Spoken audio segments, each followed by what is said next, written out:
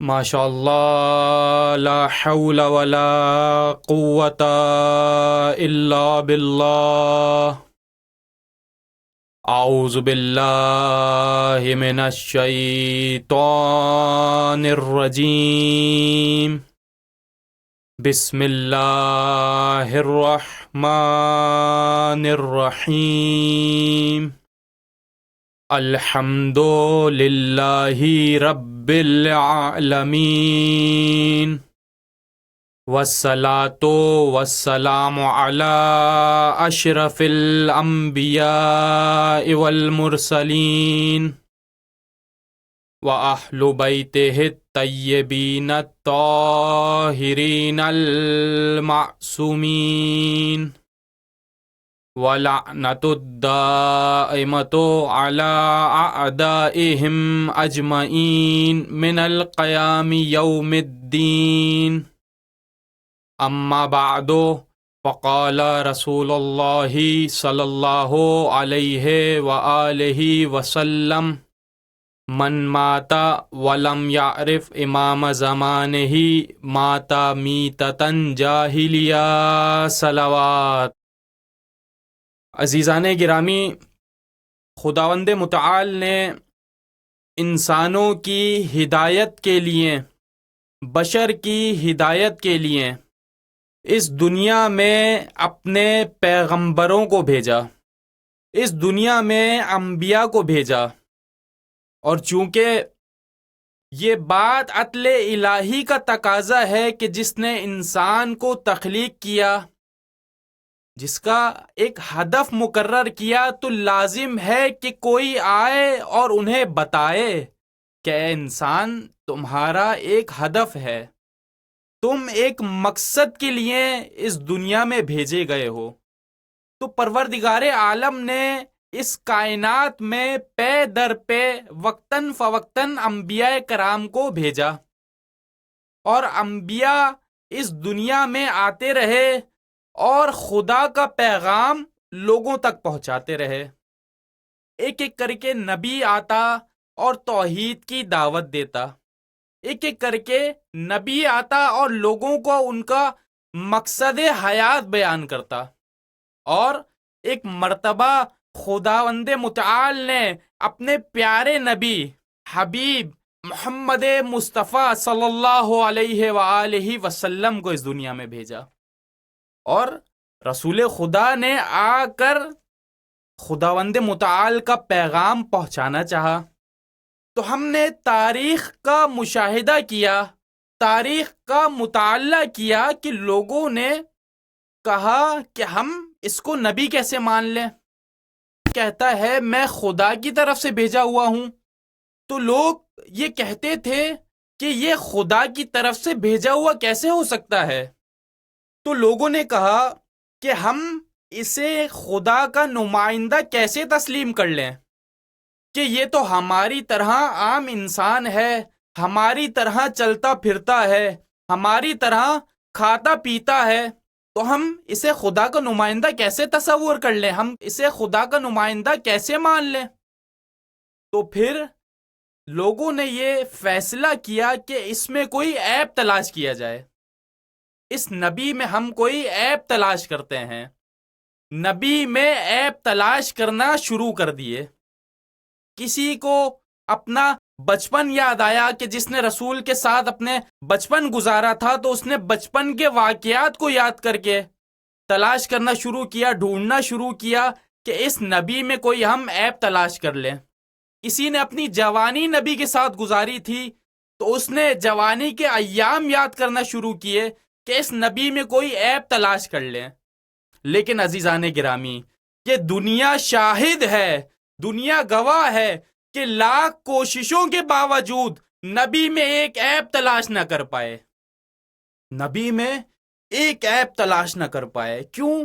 کیونکہ خداوند متعال نے بنایا ہی اتنا پاک و پاکیزہ تھا، خداوند متعال نے اپنے نبی کو بنایا ہی اتنا طاہر و معصوم تھا کہ جسے ہم علم کلام میں عصمت کہتے ہیں، کہ نبی صاحب عصمت، پاک و پاکیزہ، تو جب لوگ نبی میں عیب تلاش نہ کر پائے، نبی کی بات نہ مانی لیکن نبی میں عیب بھی تلاش نہ کر پائے، تو لوگوں نے ایک جملہ کہا، وہ لوگ ایک جملہ کہنے پر مجبور ہوئے کہ جب یہ نبی اتنا پاک و پاکیزہ ہے، جب یہ نبی اتنا پاک و پاکیزہ ہے، جب یہ اتنا سبحان ہے، تو اس کا بھیجنے والا کتنا پاک و پاکیزہ ہوگا، جس نے اس کو بھیجا ہے وہ کتنا سبحان ہوگا۔ تو پس پتہ چلا کہ نبی کی عصمت کے ذریعے سے، نبی کی طہارت کے ذریعے سے حمد ہو رہی ہے خداوند متعال کی، یعنی نبی کی پاکیزگی کی وجہ سے خدا کی تعریف ہو رہی ہے۔ تو پس پتہ چلا کہ اب جیسا نبی ہے وہ اپنا نمائندہ بھی ویسا ہی منتخب کرے گا، اپنا نمائندہ بھی ویسا ہی منتخب کرے گا کہ جس سے حمد ہو خداوند متعال کی۔ کیوں؟ ہم نے دیکھا کہ نبی کی عصمت کے ذریعے سے حمد ہو رہی ہے خدا کی، تو اسی طرح سے نبی کی صفات کے ذریعے سے، نبی کے معجزات کے ذریعے سے، نبی کی کرامات کے ذریعے سے حمد ہوگی خداوند متعال کی۔ اور اب نبی جسے انتخاب کریں، نبی جسے منتخب کریں، وہ بھی وجہ بنے گا، باعث بنے گا کہ خداوند متعال کی تعریف ہو جائے۔ اب آپ کہیں گے کہ کوئی دلیل دیجئے، سامنے کا واقعہ ہے کہ امیر المؤمنین گزر رہے ہیں کہ ایک بوڑھی عورت آتی ہے، کہتی ہے یا امیر المؤمنین، اے علی ابن ابی طالب، میرا جوان بیٹا تھا اور وہ مر گیا، میرا اس کے علاوہ کوئی سہارا نہیں ہے، میں تنہا ہوں، کچھ کیجئے۔ اب امیر المؤمنین واقعہ مناقب کی کتابوں میں لکھا ہوا ہے، آپ جا کر تفصیلی مطالعہ کر سکتے ہیں۔ کہتی ہیں امیر المؤمنین کو کہ اس کے علاوہ میرا کوئی نہیں ہے۔ تو امیر المؤمنین جاتے ہیں، دیکھا اس کا بیٹا زمین پر مرا ہوا ہے، کہ امیر المؤمنین نے ایک ٹھوکر ماری کہ وہ اٹھ کر کھڑا ہو گیا۔ توجہ رکھیے گا، ایک نقطے تک پہنچانا چاہتا ہوں کہ وہ جو جوان مر گیا تھا اٹھ کر کھڑا ہو گیا۔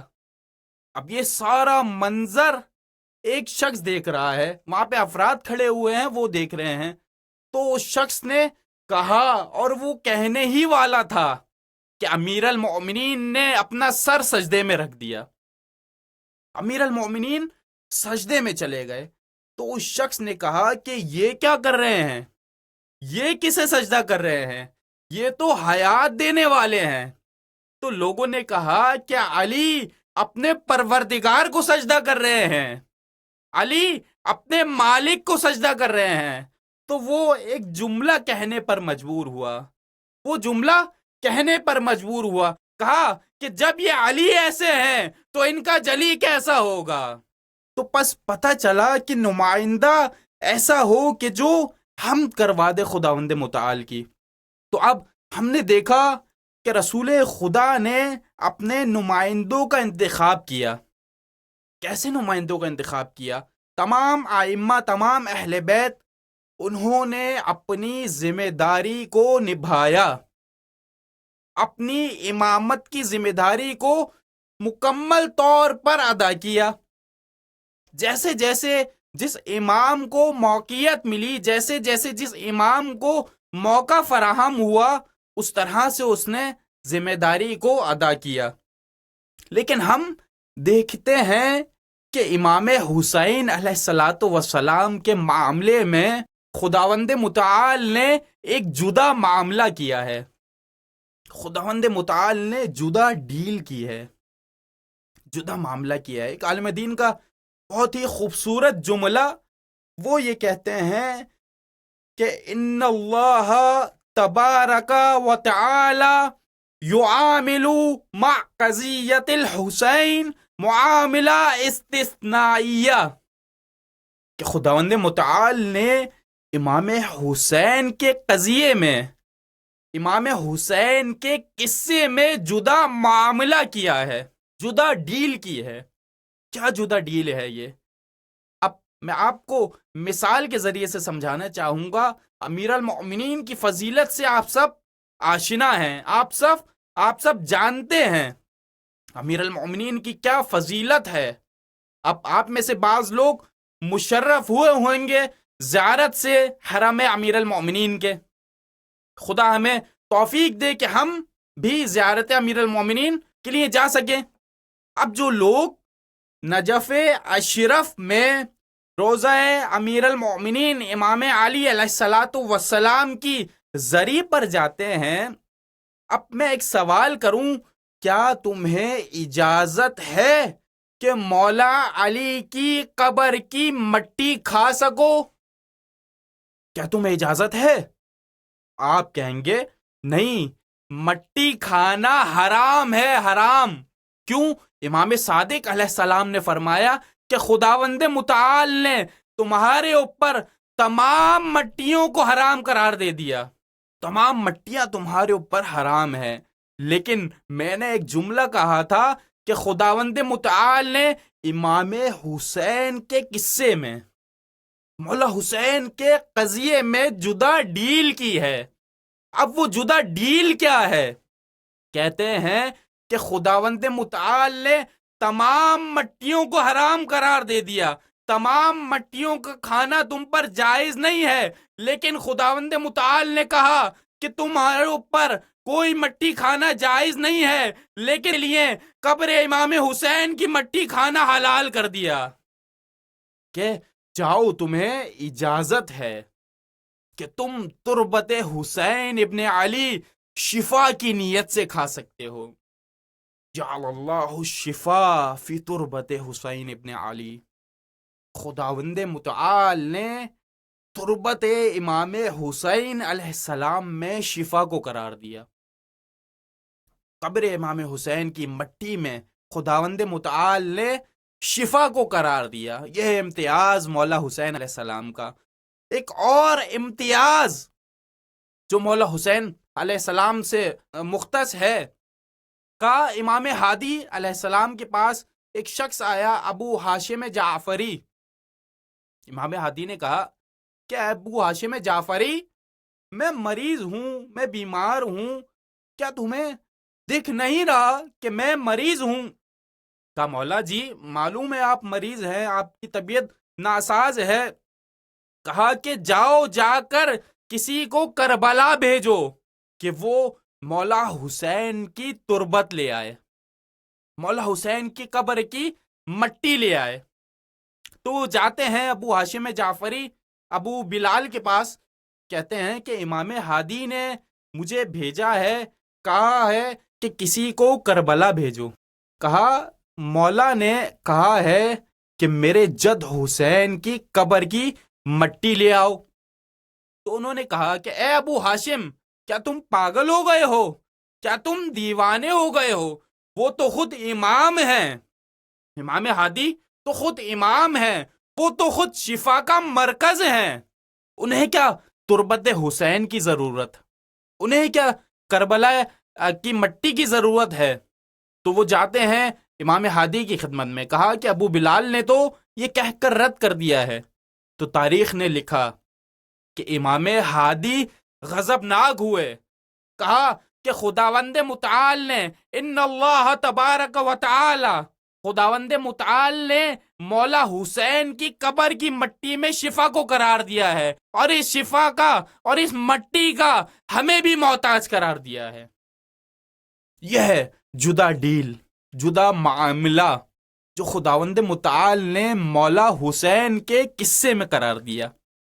ایک اور معاملہ آپ کی خدمت میں عرض کروں، کہتے ہیں کہ مولا حسین کی زری، مولا حسین کے حرم، مولا حسین کے قبے کے نیچے خداوند متعال کسی کی دعا کو رد نہیں کرتا۔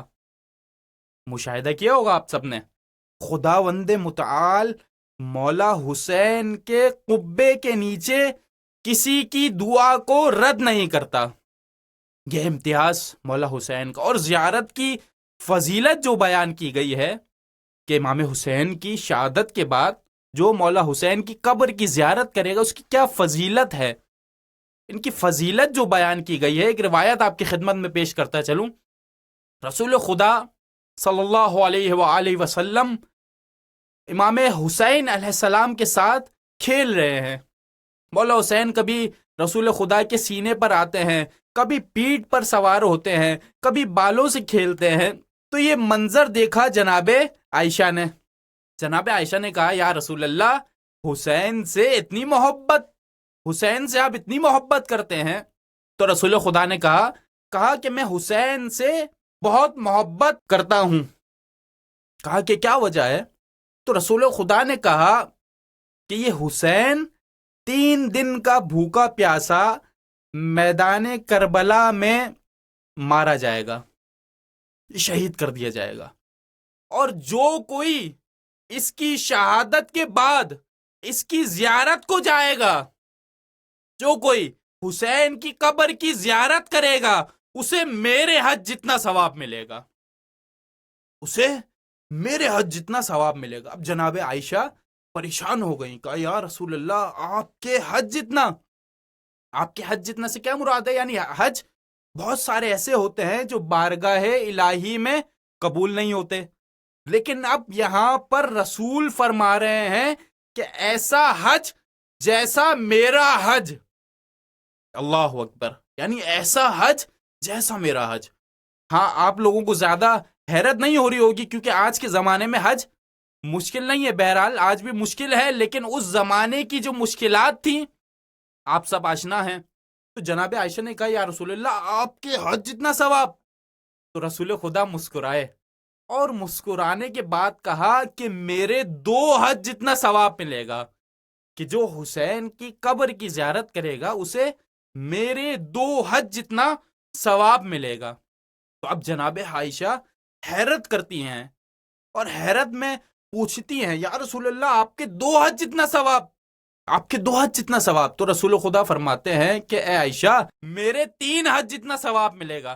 تو اب یہاں پر جناب عائشہ کی حیرت میں اضافہ ہوتا چلا جاتا ہے، اور وہاں پر رسول خدا تعداد میں اضافہ کرتے چلے جاتے ہیں، یہاں تک کہ رسول خدا فرماتے ہیں کہ جو حسین کی قبر کی زیارت کرے گا اسے میرے 70 حج جتنا ثواب ملے گا، اسے میرے 70 حج جتنا ثواب ملے گا.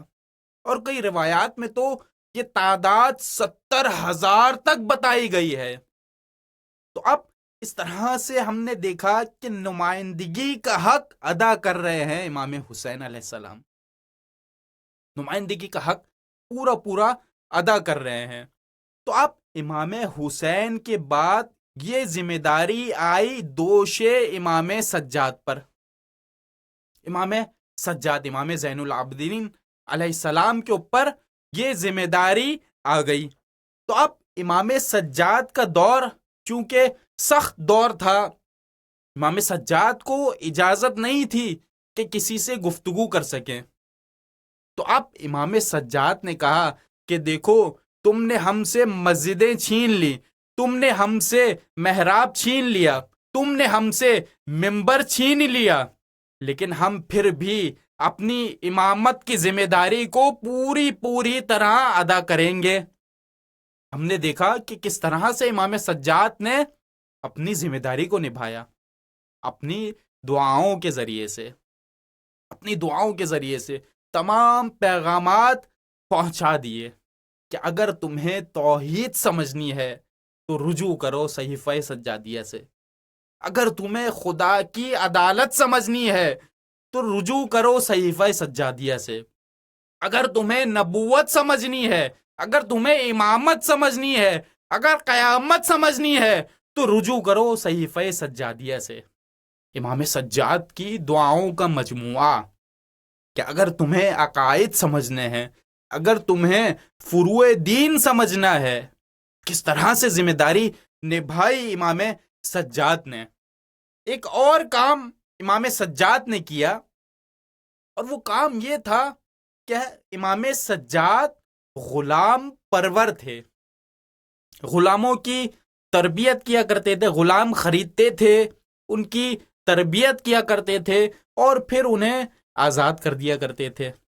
غلام خریدا، ان کی تربیت کی اور پھر انہیں آزاد کر دیا. یہ امام سجاد کیا کرتے تھے، غلام پرور.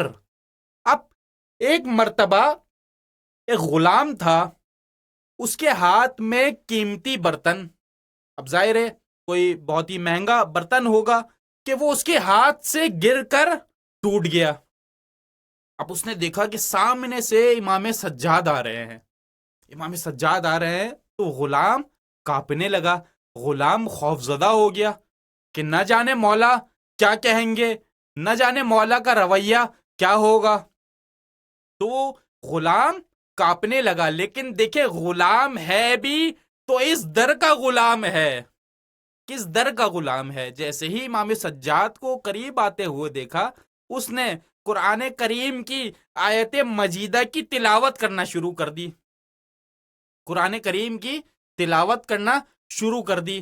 الذین ينفقون فی السراء والضراء، اس نے آگے جملہ کہا کہ والکاظمین الغیظ، کہ متقی وہ ہیں جو اپنے غصے کو پی جاتے ہیں، متقی وہ ہیں جو اپنے غصے کو پی جاتے ہیں۔ تو امام سجاد مسکرائے اور کہا کہ لو ہم اپنے غصے کو پی گئے۔ تو اس نے آیت کا اگلا جملہ تلاوت کرنا شروع کیا، والعافین عن الناس، متقی وہ ہے جو لوگوں کو معاف کر دیتے ہیں، متقی وہ ہیں جو لوگوں کو بخش دیں۔ تو امام سجاد مسکرائے، کہا جاؤ ہم نے تمہیں معاف کیا۔ اگلا جملہ اس نے آیت کا تلاوت کرنا شروع کیا، واللہ یحب المحسنین، اور اللہ احسان کرنے والوں کو پسند کرتا ہے۔ تو امام سجاد نے کہا کہ جاؤ ہم نے تمہیں آزاد کر دیا، جاؤ ہم نے تمہیں آزاد کر دیا۔ یہ مقام و مرتبہ، یہ ہے تربیت مولا کی۔ تو اسی طرح سے دیکھا کہ ایک غلام ہے، وہ دعا کر رہا ہے۔ ایک شخص نے دیکھا مدینہ میں قحط ہے، بارشیں نہیں ہو رہی، قحط پڑا ہوا ہے، سبزہ نہیں اگ رہا۔ تو اس نے دیکھا ایک شخص ہے، حبشی غلام معلوم ہوتا ہے، اس نے دعاؤں کے لیے ہاتھوں کو بلند کیا، صحرا میں اپنے ہاتھوں کو بلند کیا اور دعا کرنا شروع کی۔ کہا پروردگارا تجھے اس کا واسطہ دیتا ہوں کہ جس کا میں غلام ہوں، مدینے میں بارش برسا دے۔ تو جیسے ہی کہا کہ اس نے دعا مکمل کی، بارش ہونے لگی، بارش ہونے لگی۔ تو وہ اٹھا اور چلنے لگا۔ تو وہ کہتا ہے کہ میں بہت ہی پریشان ہوا کہ آخر یہ کس کا غلام ہے، یہ کس کا غلام ہے کہ اس کی دعا ہوتے ہی بارش ہونے لگی۔ تو کہتا ہے کہ میں اس غلام کے پیچھے پیچھے پیچھے پیچھے چلنے لگا، پیچھے پیچھے چلنے لگا۔ دیکھا کہ امام سجاد کے گھر کے اندر وہ داخل ہو گیا، امام سجاد کے گھر میں داخل ہو کر دو زانو ہو کر امام کے قدموں میں بیٹھ گیا۔ تو کہتا ہے کہ میں بھی امام کے گھر میں داخل ہوا، امام سے حال احوال سلام کے بعد میں نے امام سے کہا کہ امام، اے مولا، یہ آپ کا غلام ہے؟ تو امام سجاد نے کہا کہ ہاں یہ ہمارا غلام ہے۔ کہا مولا یہ غلام آپ مجھے دے دیجئے، یہ غلام آپ سے میں خرید لیتا ہوں۔ تو مولا سجاد نے کہا کہ بھائی دیکھو، ہمارا کام غلام بیچنا تو نہیں ہے، ہم غلام خریدتے اس لیے ہیں تاکہ ان کی تربیت کریں اور پھر انہیں راہ خدا میں آزاد کر دیں۔ لیکن اگر یہ غلام تمہیں چاہیے تو ہم تمہیں دے دیں گے، ہم تمہیں دے دیں گے۔ جیسے ہی یہ جملہ امام کے منہ سے ادا ہوا کہ ہم تمہیں دے دیں گے، آواز آئی غلام مر گیا، غلام مر گیا۔ دوڑے دوڑے گئے غلام کے پاس، امام سے کہا کہ مولا ابھی تو ہم نے آپ سے کہا تھا یہ غلام ہم آپ سے خریدیں گے، یہ غلام ہم آپ سے لینا چاہتے ہیں اور یہ غلام تو مر گیا۔ تو مولا سجاد نے کہا کہ تم نہیں جانتے یہ کون ہے، یہ میرا غلام مستجاب الدعویٰ ہے، یہ جو دعا کرتا ہے خداوند متعال اس کی دعا کو پورا کرتا ہے۔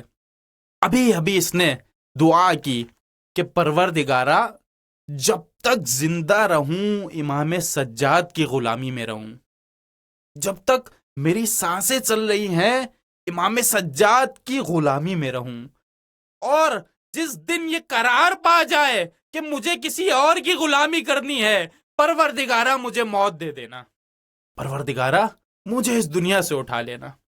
اور جیسے ہی ہم نے کہا کہ یہ غلام ہم تمہیں دے دیں گے، اسے موت آ گئی۔ یہ ہے عالم غلاموں کا، کس طرح سے جو ہے وہ غلام اپنی فضائل و کرامات میں غلام مشہور ہیں۔ جب غلاموں کا یہ عالم ہے تو آقا کا عالم کیا ہوگا؟ تو عزیزان گرامی، اس طرح سے تمام ائمہ نے اپنی امامت کی ذمہ داری کو نبھایا۔ اور میں نے مجلس کے آغاز میں رسول خدا صلی اللہ علیہ وآلہ وسلم کی ایک حدیث آپ کی خدمت میں پیش کی کہ من مات ولم یعرف امام زمانہ مات میتۃ جاہلیہ، کہ جو شخص اپنے زمانے کے امام کی معرفت کے بغیر اس دنیا سے چلا جائے وہ جاہلیت کی موت مرا۔ تو عزیزان گرامی، اور آپ کی خدمت میں یہ بات بھی عرض کی کہ نمائندہ ایسا ہو کہ جو تعریف کروائے خداوند متعال کی۔ ہم نے دیکھا کہ امام حسین نے اسی لیے کربلا میں علمداری کے لیے، سپہ سالاری کے لیے عباس کا انتخاب کیوں کیا؟ جناب عباس کا انتخاب کیوں کیا؟ ہم نے دیکھا جناب عباس کربلا میں نمائندگی کر رہے ہیں لشکر امام حسین علیہ السلام کی، لشکر امام حسین کی علمبرداری کر رہے ہیں۔ اب یہ جناب عباس کی فضیلت اگر میں آپ کو بیان کروں، عباس کی کیا ہی فضیلت ہوگی کہ عباس جب اس دنیا میں آئے تو جناب زینب آتی ہیں اپنے بابا کے پاس، اے بابا اپنا یہ بیٹا آپ مجھے دے دیجئے، میں اسے پالوں گی، عباس کو میں پالوں گی۔ تو امیر المؤمنین نے کہا کہ اے بیٹی زینب ہم آپ کو نہیں دے سکتے۔ کہا بابا کیوں نہیں دے سکتے؟ کہا زینب آپ سے پہلے حسین نے عباس کو مانگ لیا ہے، آپ سے پہلے حسین نے عباس کو مانگ لیا ہے۔ اور کہتے ہیں کہ جناب عباس جیسے ہی امیر المؤمنین کی گود میں آئے، تو جناب عباس انگڑائی لے رہے تھے۔ مولا امیر المؤمنین نے کہا کہ عباس کیوں؟ کیونکہ عباس کا معنی لکھا گیا ہے کہ انگڑائی لیتا ہوا شیر، یعنی ایسا شیر جو انگڑائی لے رہا ہو، اور اسی طرح مختلف معنی بیان ہوئے ہیں۔ اب یہ جناب عباس کی فضیلت کہ جب بھی شجاعت کا تذکرہ کیا جائے، جب بھی ہم شجاعت کا نام سنتے ہیں تو ہمارے ذہنوں میں ایک ہی نام آتا ہے، قمر بنی ہاشم۔ جناب عباس اتنے شجاع کہ تمام بنی ہاشم کے بچوں کے استاد ہیں عباس۔ جتنے بھی بچے ہیں، امام حسن کی تمام اولادیں، امام حسین کی تمام اولادیں، سید سجاد کو علاوہ ان کے استاد ہیں جناب حضرت عباس۔ اب جناب عباس نے فن سکھایا ہے، تیر اندازی کا، تلوار بازی کا، جنگ کا، تمام اصول بنی ہاشم کے بچوں نے سیکھے ہیں عباس سے۔ اور ایک مرتبہ صفین کے معرکے میں، جنگ صفین میں، جب مولا علی نے عباس کو میدان میں بھیجا، جناب عباس کم سن ہے، 10-12 برس کے ہیں، میدان میں بھیجا، انہوں نے کہا کہ بھائی یہ تو بچہ ہے، تو ایک بڑے پہلوان ابن شعثا اس کو کہا کہ جاؤ تم اسے ختم کرو۔ تو وہ جلال میں آ گیا۔ ابن شعثا نے کہا کہ میں بہت بڑا پہلوان اور میں ایک وقت میں 1000 سپاہیوں سے لڑنے والا، میں اس بچے کے مقابلے میں کیوں جاؤں؟ تو کہا کہ پھر کیا حل ہے؟ کہا میرے 7 بیٹے ہیں، 7 بچے ہیں، 7 بیٹے ہیں، کوئی ایک جا کر اسے ختم کر دے گا، کوئی ایک جا کر عباس کو ختم کر دے گا۔ تو کہا ٹھیک ہے، ایک بیٹا بھیجا اور وہ عباس کے ہاتھوں فنار ہوا، دوسرا بیٹا بھیجا وہ بھی عباس کے ہاتھوں قتل ہوا، تیسرا بیٹا بھیجا، چوتھا بھیجا، یہاں تک کہ ساتوں کے ساتوں بچے عباس کے ہاتھوں فنار ہو گئے، عباس کے ہاتھوں قتل ہو گئے۔ کہ ابن شاہزاد جلال میں آیا، کہا کہ یہ کون ہے؟ کہا کہ یہ امیر المومنین کا بیٹا عباس ہے، میرے سارے بچے اس نے مار دیے۔ اور یہ رجس پڑتا ہوا میدان میں اترا، تیری ماں کو تیرے غم میں رلاؤں گا۔ اور وہ میدان میں اترا، دونوں طرف سے تلواریں چلنا شروع ہوئیں کہ بجلی کی طرح سے تلواروں کی چمکیں نظر آ رہی تھی کہ عباس نے ایک بار ایسا کیا، ایک بار ایسا کیا کہ ابن شاہزہ بھی زمین بوس ہو گیا، اور ایک بار سے ابن شاہزہ کو واصل جہنم کر دیا، واصل جہنم کر دیا۔ یہ ہے شجاعت ابو الفضل العباس کہ جناب عباس ایک مرتبہ امیر المومنین مسجد نبوی میں تشریف رکھتے تھے۔ مختصر کر کے آپ کی خدمت میں پیش کروں کہ امیر المومنین خطبہ دے رہے تھے، دیکھا مسجد پوری بھری ہوئی ہے کہ اتنے میں ایک شخص ایک بکسا لے کر آتا ہے امیر المومنین کے پاس اور امیر المومنین کو دے کر چلا جاتا ہے۔ اب امیر المومنین اس کو کھولتے ہیں، دیکھتے ہیں اس کے اندر ایک عالی شان تلوار ہے، ایک عالی شان تلوار اس صندوق میں رکھی ہوئی ہے کہ امیر المومنین اس تلوار کو نکالتے ہیں اور اس تلوار کو اس طرح سے دیکھتے ہیں کہ تاریخ لکھنے والوں نے لکھا کہ علی اس تلوار میں محو ہو گئے۔ اب امیر المومنین تلوار کو دیکھتے ہیں اور تلوار دیکھنے کے بعد لوگوں سے کہتے ہیں کہ تم میں سے وہ کون ہے کہ جو اس تلوار کا حق ادا کرے، تو میں اسے یہ تلوار تحفے میں دوں۔ تم میں سے کون ہے؟ مسجد بھری ہوئی ہے، مجمع میں سناٹا ہے، کوئی امیر المومنین کو یہ نہیں کہہ رہا کہ امیر المومنین یہ تلوار آپ مجھے دے دیجئے۔ امیر المومنین نے دوبارہ اعلان کیا کہ تم میں سے کون ہے کہ جو اس تلوار کا حق ادا کرے کہ میں اسے تحفے میں تلوار دے دوں۔ کسی نے جواب نہ دیا، مجمع میں سناٹا ہے، اور اس کشمکش میں، اس گفتگو میں وہ جو شخص آیا تھا تلوار دینے وہ منظر سے غائب ہو گیا۔ لوگوں نے بہت ڈھونڈا لیکن وہ نہ مل سکا۔ ارے ملتا بھی کیسے، وہ یہاں کا تھوڑی تھا بلکہ وہ وہاں سے آیا تھا۔ لوگوں نے دیکھا کہ علی کے بیٹے، علی کے فرزند عباس تشریف لا رہے ہیں، عباس مسجد میں آ رہے ہیں۔ لوگوں نے رستہ چھوڑنا شروع کیا، عباس مسجد میں داخل ہوئے اور امیر المومنین کے سامنے دو زانو ہو کر بیٹھ گئے۔ تو اب امیر المومنین نے دوبارہ اس سوال کو دہرایا، کہا تم میں وہ کون ہے جو اس تلوار کا حق ادا کرے کہ میں یہ تحفے میں اسے تلوار دے دوں۔ اب جیسے ہی یہ جملہ جناب عباس نے سنا تو فوراً سے کھڑے ہوئے، کہا بابا اس تلوار کا حق کیا ہے؟ اب یہ سوال سب نے سن رکھا تھا لیکن یہ سوال کسی کے ذہن میں نہ آیا کہ ہم مولا سے پوچھے تو صحیح کہ اس تلوار کا حق کیا ہے۔ اگر کسی کو چاہیے ہوتی تو وہ کہتا یہ تلوار آپ مجھے دے دیجئے، لیکن جناب عباس نے پوچھا، کہا بابا اس تلوار کا حق کیا ہے؟ تو مولا مسکرائے اور مولا نے جناب عباس سے کہا کہ عباس اس تلوار کا حق ہے نصرت حسین، اس تلوار کا حق ہے نصرت حسین۔ تو جناب عباس امیر المومنین کے پاس گئے، کہا بابا میں وعدہ کرتا ہوں کہ اس تلوار کا حق ادا کروں گا۔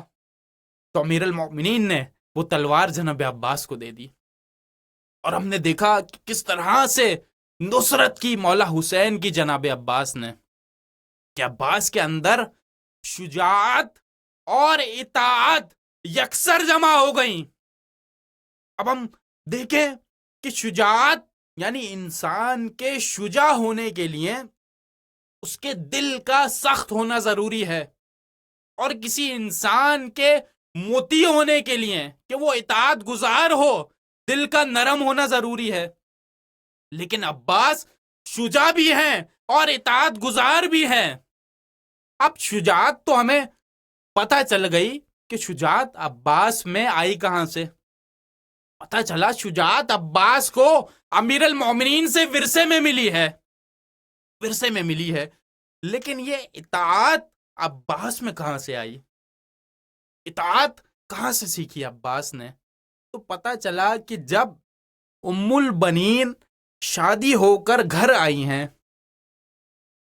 ہیں، جیسے ہی سواری رکتی ہے اپنے سے باہر آتی ہیں تو دیکھا کہ بہت ساری خواتین بنی ہاشم کی استقبال کے لیے کھڑی ہوئی ہیں کہ ام البنین مادر عباس، ام البنین کو ہم ریسیو کریں، ان کو لے کر جائیں۔ دیکھا کہ ام البنین ان میں سے کسی کے پاس نہیں گئیں، جاتے کے ساتھ ہی دروازے کے پاس، چوکھٹ کے پاس سجدہ شکر بجا لائیں کہ پروردگارا تیرا شکر ہے کہ تو نے مجھے ان کے گھر میں خدمت کا موقع دیا، میں جن کی کنیز ہوں۔ سجدہ شکر انجام دیا اور اس کے بعد اندر داخل ہوئیں۔ اب بنی ہاشم کی عورتوں نے ایک مسند لگائی ہوئی تھی کہ جب نئی دلہن آئے گی، جب امیر المومنین کی زوجہ آئیں گی تو وہ اس مسند پر بیٹھیں گی۔ تو دیکھا کہ جناب ام البنین نے عورتوں سے کہا کہ مجھے یہ بتاؤ میرے شہزادے کہاں ہیں، مجھے یہ بتاؤ میرے شہزادے کہاں ہیں۔ تو عورتوں نے کہا کہ آپ آ گئی، اب آپ مسند پر بیٹھ جائیے۔ تو کہا نہیں، مجھے یہ بتاؤ حسن اور حسین کہاں پر ہیں۔ تو خواتین نے بتایا، عورتوں نے بتایا کہ وہ اپنے حجرے میں آرام فرما رہے ہیں۔ ام البنین جاتی ہیں حسن اور حسین کے پاس، اپنا ایک ہاتھ جناب امام حسن کے قدموں میں رکھتی ہیں، اپنا ایک ہاتھ امام حسین علیہ الصلاۃ والسلام کے قدموں میں رکھتی ہیں اور کہتی ہیں بچوں، اے حسن و حسین، میں تمہاری ماں بن کر اس گھر میں نہیں آئی ہوں، تمہاری ماں کی کنیز بن کر اس گھر میں آئی ہوں۔ یہ مقام اطاعت کہ عباس کے اندر اطاعت کہاں سے آ گئی؟ عزیزان گرامی، جناب عباس کو 4 بیویوں سے بڑی عقیدت تھی، 4 بیویوں سے بڑی عقیدت تھی۔ آخری جملے ہیں گفتگو کے، ایک ہیں جناب سیدہ فاطمہ الزہرا، اور کہتے ہیں کہ بروز محشر جناب سیدہ کہیں گی کہ عباس ام البنین کے شکم سے میرا فرزند ہے۔ دوسری بیوی جناب ام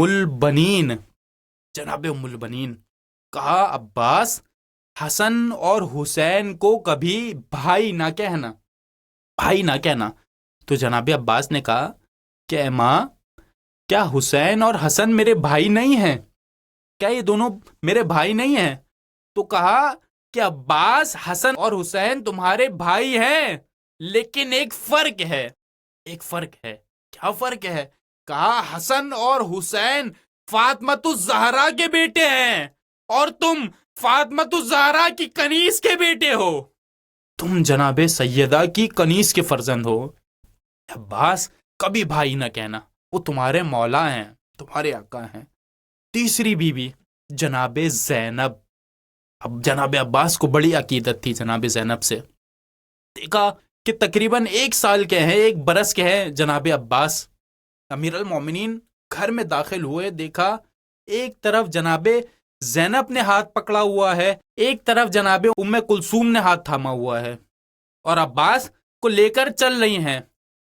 امیر المومنین گھر میں آئے اور دیکھ کر مسکرائے، کہا میری بیٹیاں میرے بیٹے عباس کو چلنا سکھا رہی ہیں۔ تو جناب زینب نے کہا نہیں بابا، ہم عباس کو چلنا نہیں سکھا رہے ہیں، بلکہ عباس کے سائے میں چلنا سیکھ رہے ہیں۔ ہم عباس کے سائے میں چلنا سیکھ رہے ہیں۔ یہ ہے بی بی زینب عقیدت جناب عباس۔ چوتھی بیوی ہیں جناب سکینہ۔ جناب سکینہ سے بڑی عقیدت تھی جناب عباس کو۔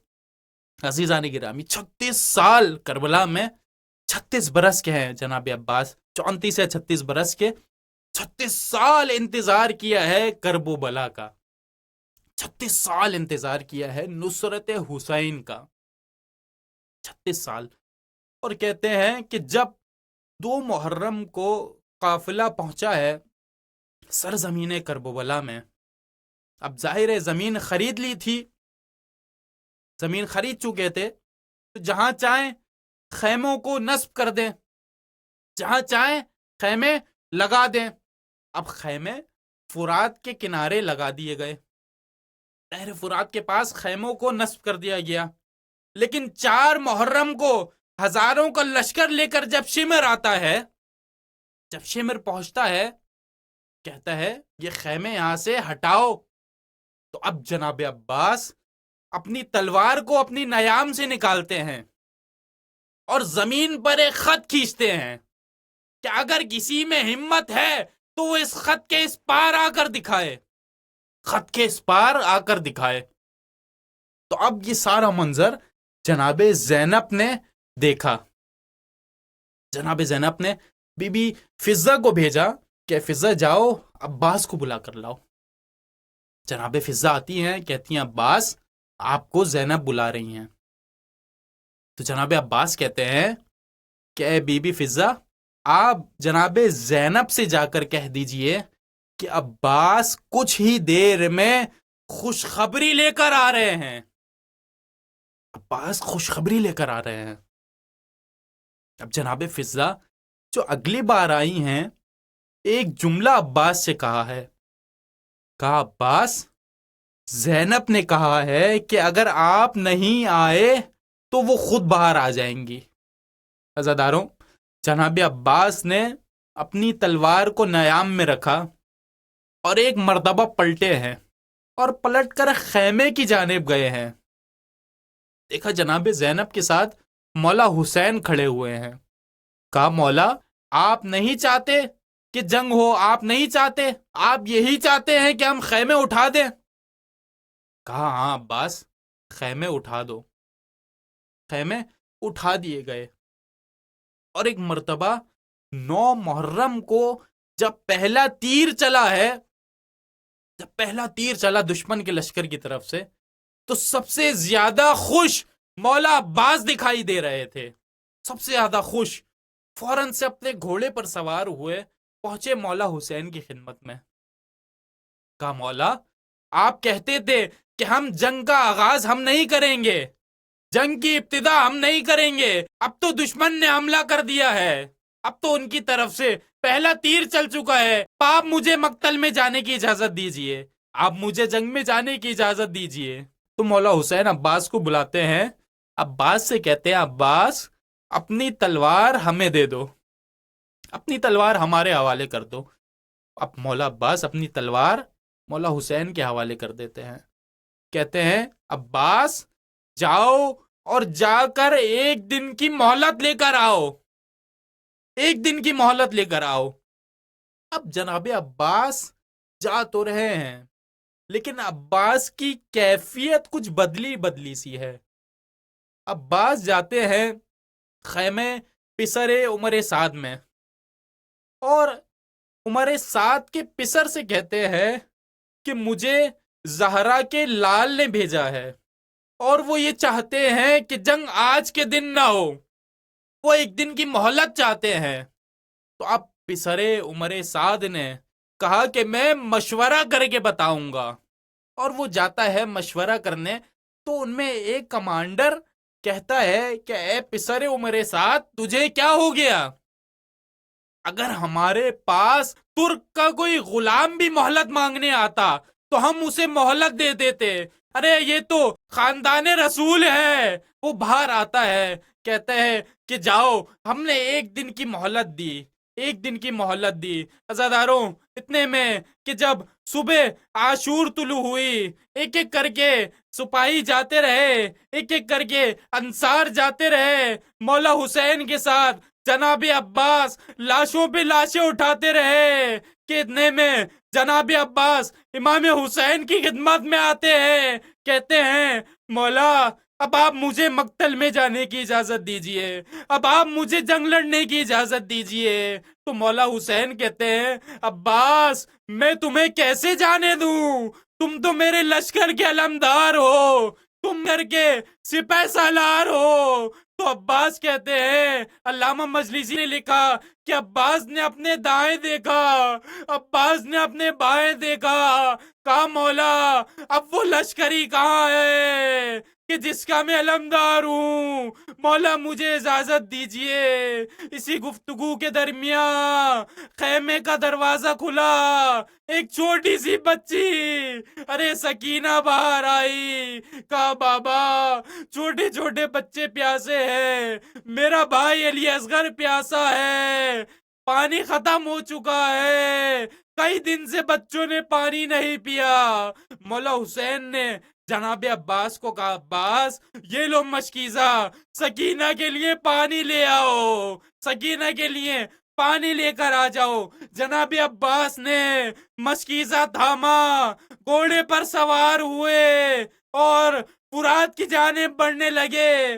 جیسے ہی لشکر نے عباس کو آتا ہوا دیکھا، راستہ چھوڑ دیا، عباس نہر فرات میں داخل ہوئے، نہر میں اترے، مشکیزے کو پانی سے بھرا، اپنے چلو میں پانی لیا اور واپس نہر میں پھینک دیا۔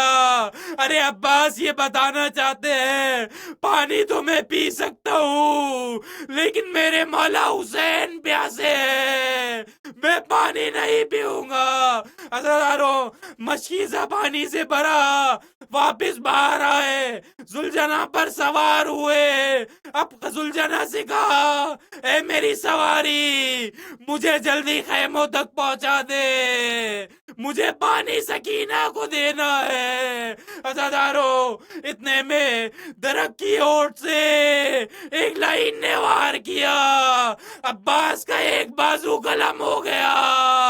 عباس نے مشکیزے کو دوسرے ہاتھ سے سنبھالا، کچھ ہی دیر آگے بڑھے، ایک اور وار ہوا، دوسرا بازو بھی قلم ہو گیا۔ عباس نے دانتوں سے مشکیزے کو سنبھالا کہ اتنے میں ایک تیر چلا اور مشکیزے کو چیرتا ہوا نکل گیا۔ ارے پانی بہ رہا ہے، پانی نہیں بہ رہا، عباس کی آس بہ رہی ہے۔ عزادارو عباس نے سواری کا رخ موڑا، کہا پانی کے بغیر خیموں میں نہیں جاؤں گا، کہ اتنے میں ایک تیر چلا، عباس کی آنکھوں میں بے وست ہو گیا۔ عباس سنبھل نہ پائے، سواری سے مولا حسین کو آواز دی، کہا مولا میرا آخری سلام۔ مولا حسین نے جیسے ہی عباس کی صدا سنی، فوراً سے دوڑ کر عباس کی طرف جانے لگے۔ عباس کے پاس پہنچتے ہیں کہ عباس تمہاری کوئی خواہش ہے تو بتاؤ۔ مولا عباس نے کہا، اے مولا حسین میں آج آپ کی زیارت کرنا چاہتا ہوں، میری ایک آنکھ میں تیر ہے، ایک آنکھ میں خون ہے، میرے بازو قلم ہو چکے ہیں، میں آپ کو زحمت نہ دیتا۔ مولا حسین نے اپنی ابا کے دامن سے عباس کی آنکھ کا خون صاف کیا۔ مولا عباس نے مولا حسین کے چہرے کی زیارت کی۔ عزادارو مولا حسین نے کہا، عباس ایک خواہش ہماری بھی ہے، ایک خواہش ہماری بھی ہے۔ کہا عباس ساری زندگی آقا کہہ کر بلایا ہے، ایک بار بھائی کہہ دو، ایک بار بھائی کہہ کر پکارو۔ عزادارو جناب عباس نے پکارا، میرے غریب بھائی حسین، اور روح پرواز کر گئی۔ عزادارو اس ماں کو سلام کرو جو روز جنت البقیع جاتی تھی اپنی انگشت شہادت سے اور پکار کر کہتی تھی، لا تدعو ام البنین، ارے مجھے ام البنین نہ کہو، ارے ام البنین تو بیٹوں کی ماں کو کہا جاتا ہے۔ ارے علم آ رہا ہے، سارے بچوں کو جمع کیا، اے بچوں کہ علم آ رہا ہے، عباس نہیں آ رہے۔ مولا حسین نے کہا اے بیٹی سکینہ، تمہارا چچا نہر کے کنارے سو رہا ہے، پانی نہ مانگنا۔ عزادارو علم کو نصب کیا۔ اب مولا حسین نے جب سب شہید ہو چکے، عباس شہید ہو چکے، علی اصغر شہید ہو چکے، علی اکبر شہید ہو چکے، اب مولا حسین نے جانے کا ارادہ کیا، جانے کا ارادہ کیا۔ زلجنہ پر سوار ہوئے، زلجنہ پر سوار ہونے کے بعد، سب سے ودا کرنے کے بعد بڑھنا چاہے کہ میں آگے بڑھوں، ارے زلجنہ آگے نہیں بڑھتا، ارے زلجنہ آگے نہیں بڑھ رہا، بہت کوششیں کی، کہا ہے میری سواری، کبھی ایسا نہیں ہوا کہ تو نے میرے حکم کی تعمیل نہ کی ہو، ارے سواری آگے کیوں نہیں بڑھ رہی؟ ارے مولا حسین نے جھک کر دیکھا، ارے سکینہ زلجنہ کے پاؤں کو تھامی ہوئی ہے، اے زلجنہ میرے بابا کو نہ لے جا، اے زلجنہ میرے بابا کو نہ لے جا۔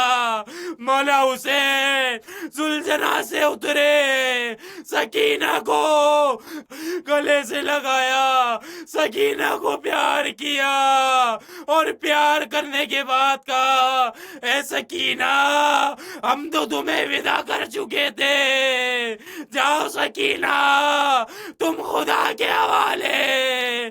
مولا حسین نے جناب سکینہ سے ودا کیا، سواری پر سوار ہوئے، اور ایک مرتبہ میدان کربلا میں پہنچے۔ عزادارو تاریخ نے لکھا کہ حسین نے ایسی جنگ لڑی، ارے 3 دن کا بھوکا پیاسا، جو صبح عاشور سے عصر عاشور تک لاشوں پہ لاشیں اٹھاتا رہا، اپنے بچوں کے لاشیں اٹھائے، ایسی جنگ لڑی کہ جہاں جاتے دشمن ڈر کے پیچھے ہٹ جاتا۔ عزادارو اتنے میں عمر سعد نے کہا کہ سب مل کے حملہ کرو، سب نے مل کر حسین پر حملہ کرنا شروع کیا۔ تو کوئی تلوار سے حملہ کرتا تھا، کوئی تیر سے حسین پہ حملہ کرتا تھا، ارے کوئی تبر مارتا تھا، کوئی پتھر مارتا تھا۔ عزادارو اتنے تیر حسین کے جسم میں پیوست ہو گئے کہ حسین زین سے زمین پر آ گئے، مگر میرے حسین زمین پر نہ آئے، کہاں زمین پر تیر تھے، اور ان تیروں پر مولا حسین زمین پر آئے۔ اتنے میں شمر لعین نے مولا حسین کے پاس آیا، مولا حسین کے پاس آنے کے بعد اپنے خنجر کو نکالا، خنجر کن کرنا شروع کیا۔ عزادارو یہ منظر ایک بہن زینب ایک چوٹی کے کنارے سے دیکھ رہی ہے، ارے شمر میرے بھیا کو نہ مارنا۔ شمر نے خنجر کن کرنا شروع کیا، پشت حسین پر سوار ہوا۔ یہ وہ پشت ہے، یہ وہ گردن ہے کہ جس پہ رسول بوسے دیا کرتے تھے، کہ جس پر رسول پیار کیا کرتے تھے۔ عزادارو کن خنجر سے حسین کے رگوں کو کاٹنا شروع کیا، بنت اللہ زینبیہ سے دیکھتی رہی، نبی کا نواسا ذبح ہوتا رہا، نبی کا نواسا ذبح ہوتا رہا۔ عزادارو، اتنے میں حسین شہید ہو گئے، اعلان ہوا خیموں میں آگ لگا دی جائے۔ عزادارو، خیموں میں آگ لگا دی گئی، تبرکات لوٹے جانے لگے، ارے تبرکات لوٹے جانے لگے، اور ایک ننھی بچی کہ جس کے کانوں میں بالیاں تھی، ایک لائن نے وہ اتارنا چاہی، ادھر نہ پائی، بالیاں کھینچ دی۔ عزادارو، آپ کو یاد ہے وہ وقت کہ جب مولا حسین سرزمین کربلا میں پہنچے تھے اور قبیلہ بنی اسد کے مردوں کو بلایا تھا، کہا تھا کہ ہم جب شہید ہو جائیں گے تو ہمارے لاشوں کو دفنا دینا، اور جب وہ واپس آ رہے تھے کہا اپنی عورتوں کو بھیج دو، اپنی عورتوں کو بھیج دو۔ ان کی عورتیں آئی، کہا کہ اگر تمہارے مرد یہاں پر نہ آئے، وہ خوف زدہ ہو جائے تو تم آنا اور ہمارے لاشوں پر مٹی ڈال دینا۔ عزادارو، اور جب وہ عورتیں جانے لگی تو مولا حسین نے کہا کہ اگر ہو سکے تو اپنے بچوں کو بھیج دو۔ عزادارو، قبیلہ بنی اسد کے بچے آ گئے، ننھے ننھے سے بچے ہیں، ارے کربلا کی زمین ہے، مولا حسین نے بچوں کو گود میں بٹھایا، ارے کسی بچے کے ماتھے پر بوسہ دیتے ہیں، کسی کے سر پہ ہاتھ پھیرتے ہیں، ارے کسی کو پیار کرتے ہیں۔ میں کہوں گا مولا، یہ کربلا کی زمین ہے، لیکن ایسی سرزمین پر سکینہ کو تماچے لگیں گے، اسی زمین پر بیویوں کو تازیانے مارے جائیں گے۔ عزادارو، ایک مرتبہ جناب زینب بیان کرتی ہیں کہ جب جناب عباس جانے لگے تھے نا تو جناب زینب نے کہا کہ میں ایک مرتبہ جب اپنے بابا علی کے ساتھ کوفہ آئی تھی تو میرے بابا نے مجھے کہا تھا کہ اے زینب، آپ دوسری مرتبہ جب کوفہ آئیں گی، پہلی مرتبہ آپ شہزادی بن کر آئی ہے، دوسری مرتبہ آپ قیدی بن کر آئیں گی۔ میں یہ سوچتی تھی کہ جس کا عباس جیسا بھائی ہو اسے کون تازیانے مار سکتا ہے، اسے کون قیدی بنا سکتا ہے، لیکن عباس اب تم جا رہے ہو تو مجھے اپنے بابا کی بات پر اعتبار ہو رہا ہے۔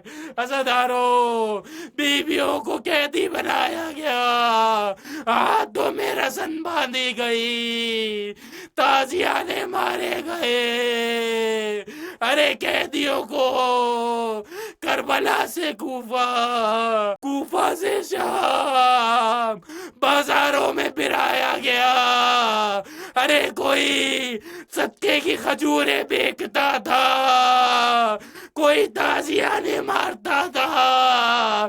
جناب سجاد سے پوچھا، اے سجاد، کربلا میں آپ کے لیے سب سے سخت مرحلہ کون سا تھا، سب سے سخت مقام کون سا تھا؟ جناب سجاد کہتے تھے الشام، الشام، الشام۔ ایک شاگرد جناب سجاد سے کہتے ہیں مولا آپ اس قدر گریہ کیوں کرتے ہیں؟